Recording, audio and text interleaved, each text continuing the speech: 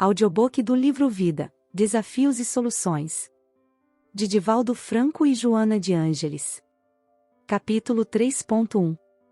A criatura astuta. Com variações, narram os mitólogos gregos que a cidade de Corinto, quando em determinado período era governada por Sísifo, apresentava-se árida e desprovida de fontes de recursos para a própria manutenção. Nota: vide o nosso livro Desperte e Seja Feliz. Capítulo 24. Inteireza moral. Editora Alfial. Nota da autora espiritual. O rei mitológico, para a preservação da cidade e do seu povo, mantinha um verdadeiro exército de assaltantes que atacavam os viajantes imprevidentes, que se viam obrigados a passar pela região demandando outras áreas. Graças à astúcia de que era constituído, estava sempre informado das ocorrências locais e também das acontecidas no Olimpo. Tomou conhecimento, graças aos seus espiões, de que o deus Azopo andava desesperado porque sua filha Egina desaparecera sem deixar vestígio, e estava oferecendo fortuna e fertilidade a quem desse informação que levasse a jovem raptada. Sísifo, muito astuciosamente, conseguiu saber do paradeiro da moça e, buscando-lhe o pai, prometeu dizer onde a mesma se encontrava, se ele cumprisse a promessa de compensar aquele que o auxiliasse a encontrar Egina. Confirmando o que estabelecera, Azopo soube que fora Zeus quem a raptara e a mantinha em cativeiro. O pai angustiado procurou o Supremo Deus e exigiu-lhe a entrega da filha. Sem poder negar-se à solicitação, Zeus devolveu-lhe com a condição de saber quem o delatara, o que Azopo informou sem rebuços. Tomando conhecimento do fato, Zeus enfureceu-se e mandou à morte buscar Sísifo. O astuto, que pensara haver solucionado o problema da sua terra e do seu povo, que passaram a ter águas em abundância, com a sua atitude gerou um novo desafio, que era enfrentar a detestada encerradora de destinos. Acreditando-se, no entanto, invencível na astúcia, quando a morte chegou, elogiou-a, informando que desejava homenageá-la com um colar especial que havia reservado para aquele momento. No entanto, solicitava o prazer de adorná-la, ele próprio. Envaidecida, a morte aceitou o gesto do rei, quando este lhe pôs o adorno, reteve-a, porquanto se tratava de uma coleira habilmente disfarçada em colar. A morte ficou encarcerada e ele acreditou-se livre de futuras injunções, assim vencendo Zeus. Outros deuses, no entanto, como Saturno, soberano dos mares e dos infernos, e Mercúrio, responsável pela guerra e pela morte, procuraram o Supremo Deus e levaram-lhe ásperas queixas. Com o aprisionamento da morte, os infernos estavam sem população nova e as guerras foram interrompidas. Exigiam, dessa forma, que a mesma fosse libertada e Sísifo viesse trazido a julgamento. Dessa vez, Zeus enviou Hermes, que não teve dúvida em apresentar-se ao astucioso e impor-lhe a viagem postergada. Colhido de surpresa, o deus-rei pediu licença para despedir-se da mulher e, ao fazê-lo, sussurrou-lhe ao ouvido que, após a sua morte, não lhe deixassem sepultar o cadáver, porque ele pretendia regressar. Assim, muito prazerosamente seguiu Hermes à presença de Zeus, que havia reunido o Olimpo para o julgamento do ambicioso.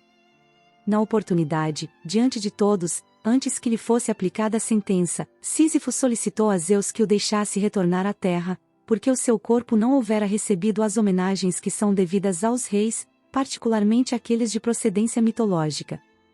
Ademais, como se podia verificar, ele não se encontrava com o Eidolon, corpo espiritual, exigindo, dessa forma, um retorno à terra.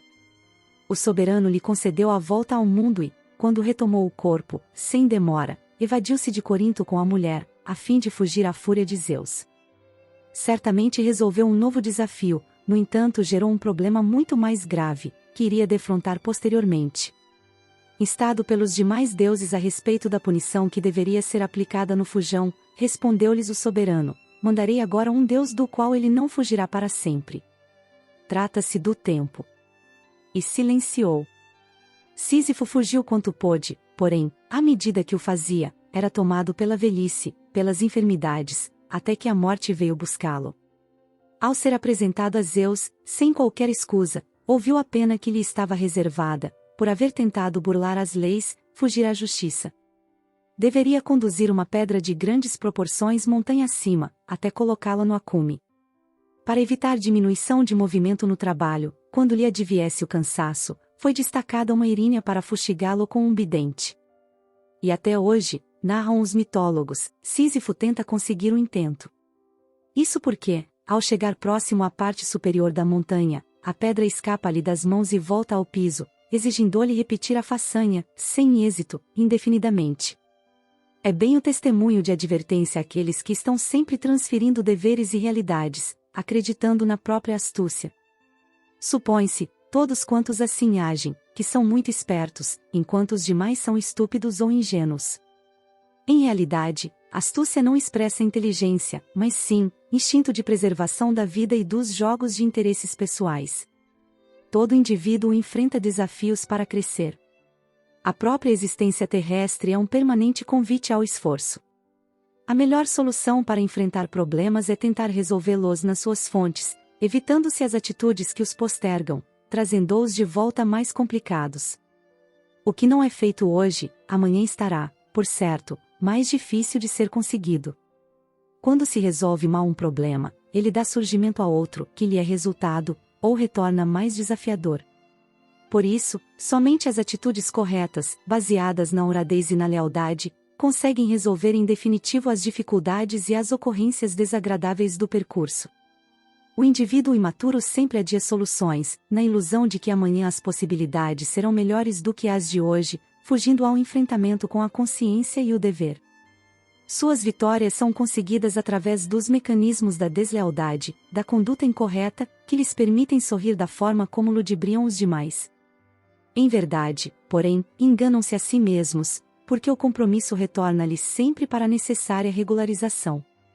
O amadurecimento psicológico propõe que cada atividade tenha lugar no seu momento próprio, e cada desafio seja atendido no instante correto, quando se apresente. A autocompaixão diante dos problemas e a astúcia para fugir deles são mecanismos infantis que em nada os resolvem. Problema solucionado significa patamar vencido e novo desafio de crescimento adiante, porque é assim a constante da vida humana em seu sentido de evolução.